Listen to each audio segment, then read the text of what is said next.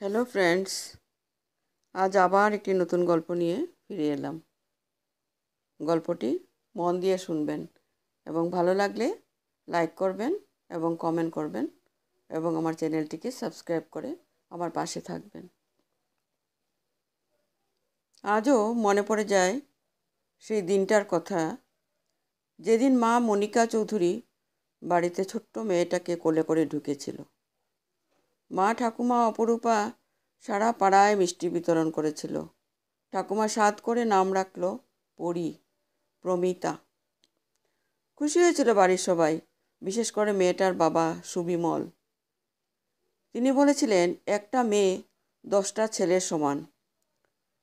সুবিমল বাবু মেয়েকে কোলে নিতেন না, যদি মেয়ে পড়ে যায় সেই ভয়ে। দাদু অজিতেশ বাবু রোজ অফিস থেকে এসেই হাত মুখ ধুয়ে কোলে নিত মেয়েটাকে। কাকা সুকল্যাণ তো রোজ রাতে নিত্য নতুন খেলা আবিষ্কার করে বাচ্চার সাথে খেলতো। কেউ কখনো মেয়েটার কোনো অযত্ন হতে দেয়নি।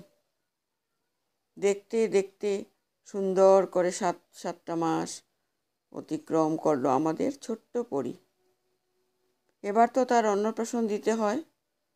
তখন কারোর অবস্থায় ভালো ছিল না, তাই সবাই ঠিক করলো কোনো বাড়ি ভাড়া করে নয়, নিজেদের বাড়িতেই হবে অনুষ্ঠান। সুবিমল বাবু নিজে বাজার করবে, আর মা ঠাকুমা রাঁধবে, আর দাদু আর কাকা অতিথি আপ্যায়নের দিকটা খেয়াল রাখবে।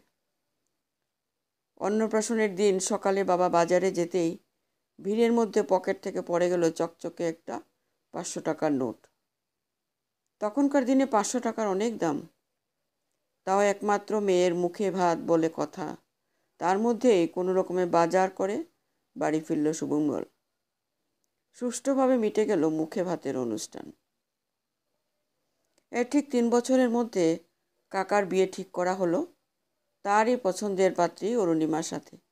মেয়েটা অত্যন্ত ভদ্র, সভ্য, রুচিশীল। সেখানে গিয়েও আরেক বিপত্তি। বিয়েটা ঠিকমতো মিটলেও সমস্যা দেখা গেল বৌভাতের দিন রাত্রিবেলা। ছোট্ট পরীর জ্বর এসেছে, ধুম জ্বর। মাথার পাশে বসে আছে বাড়ির লোক, নিকটবর্তী আত্মীয় স্বজন। এমন ভালো দিনে এমন ঘটনা। বাড়ির প্রথম ও বড় মেয়ে হওয়ার দরুন বাড়িতে কান্নাকাটি পড়ে গেছে। নতুন কাকিমা, সেও কাঁদছে। সে বিয়ের আগে থেকেই পরীকে চিনত, কারণ পরী মাঝে মধ্যে ওর কাকার সাথে তার হবু কাকিমার কাছে যেত। সে যাই হোক, মা বাবা নিয়ে গেল ছোট্ট 3 বছরের পরীকে ফ্যামিলি ফিজিশিয়ানের কাছে। ডাক্তার সঙ্গে সঙ্গে কয়েকটা ওষুধ দিল, আর তার সাথে কয়েকটা ফ্রুট জুস, কারণ জ্বরের মুখে অনেক ঘা হয়েছে, তাই সলিড কিছু খেতে পারছে না। বলে না যে থাকে তার তালে, এখানেও ব্যাপারটা ঠিক সেই রকম। আমাদের ছোট্ট পরী খুব খুশি, কারণ সে তো ফ্রুট জুস খেতে ভালোবাসে। আস্তে আস্তে পরী স্কুলের দোরগোড়ায় পা রাখল। প্রথম দিন স্কুলে গিয়ে সে কি কান্না! স্কুল ছুটি হওয়ার পর মনিকা মেয়ের কান্না দেখে নিজেই কেঁদে ফেলল। যতই হোক বড় মেয়ে বলে কথা। সময়ের সঙ্গে সঙ্গে সব ঠিক হয়ে গেল। স্কুলের পরীর নতুন বন্ধু হলো বিথি আর অদিতি। এদের মধ্যে অদিতি ছিল একটু ঝগড়ুটে। না, ঝগড়ুটে বলা ভুল, ও ছিল পরী আর বিথির উপর ভীষণ পজিটিভ। ওরা সবসময় একসাথে থাকলেও পরী আর বিথি ছিল একে বেস্ট ফ্রেন্ড। সারা স্কুল, এমনকি টিচার্সরাও জানতো ওদের বন্ধুত্বের কথা। পরী যখন ক্লাস 2তে পড়ে, তখন মনিকা দেবীর কোল জুড়ে আসলো তার ছেলে প্রতীক। এতদিন ধরে মাকে বলতে বলতে এখন পরী ভাই পেয়েছে, এটা কি কম বড় কথা? যেদিন মা ভাই আনলো, সেদিন থেকে ওর ভাইয়ের পাশে বসে বসে থাকতো। ওর মনে হতো যেন ওর ছোট্টবেলার খেলার পুতুল হ্যাপি বেবিকে ভগবান প্রাণ দিয়ে পাঠিয়েছে। কি ছোট্ট নরম হাত, কি ছোট্ট ছোট্ট পা। ভাইয়ের যাবতীয় সব কাজে মাকে যথাসম্ভব সাহায্য করত পরী। পরী তার ভাইয়ের খুব খেয়াল রাখতো, আর ভাইও দিয়া বলতে অস্থির। স্কুল থেকে ফিরলে ছোট্ট 6 মাসের ভাই ও তার দিদির কোলে ঝাঁপিয়ে পড়তো। এতদিন অবধি ভগবান যেন পরীকে স্বপ্নের দেশে রেখেছিলেন, কিন্তু এবার এখানেই গল্পের ক্লাইম্যাক্স। ভাইকে যতই ভালোবাসুক না কেন, নিজের এতদিনের ভালোবাসাগুলোকে শেয়ার করতে কার ভালো লাগে?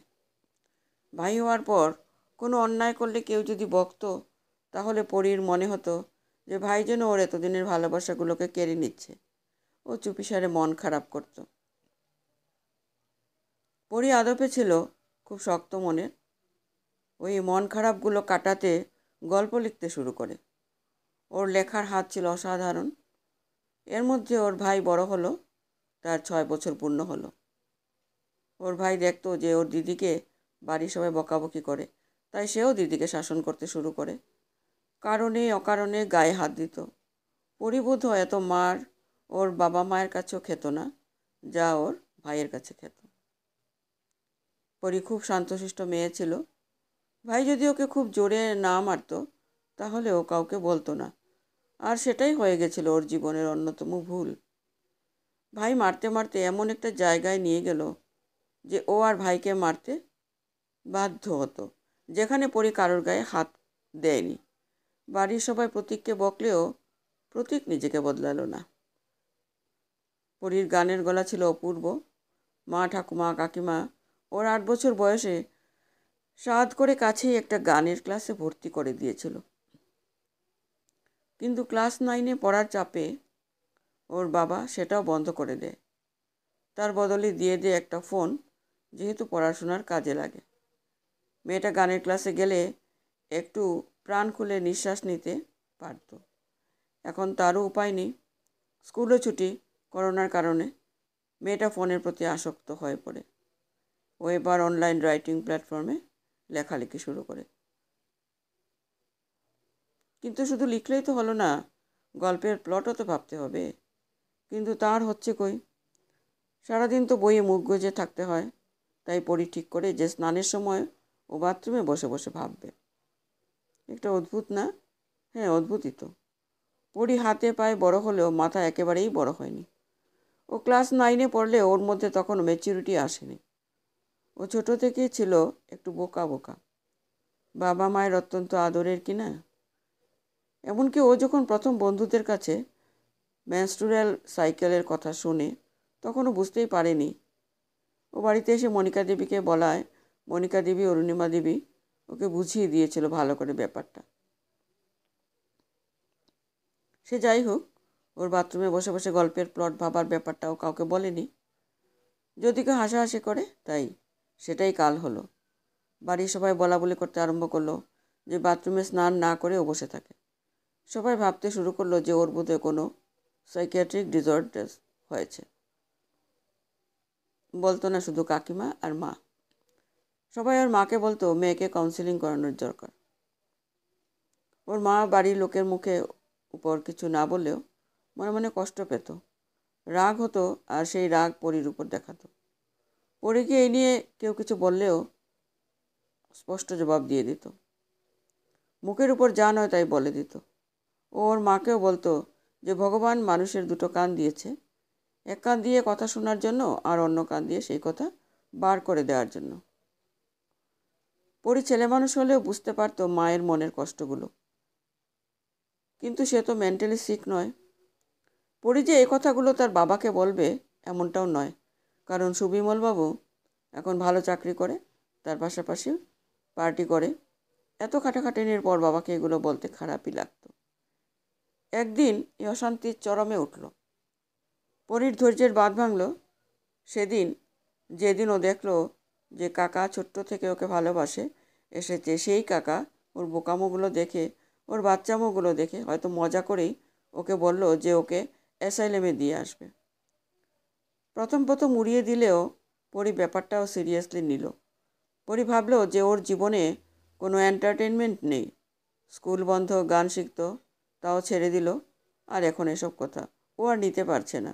ও সেদিন ঠিক করলো যে আর নয়, এবার কিছু একটা করতেই হবে। এরপর যা হওয়ার তাই হলো। পরের দিন সকালে পরীর বাড়ির লোক পরীর ঘর থেকে ওর নিথর মৃতদেহ উদ্ধার করলো। গল্পটি কেমন লাগলো বন্ধুরা? কমেন্ট করে জানাবেন। নমস্কার।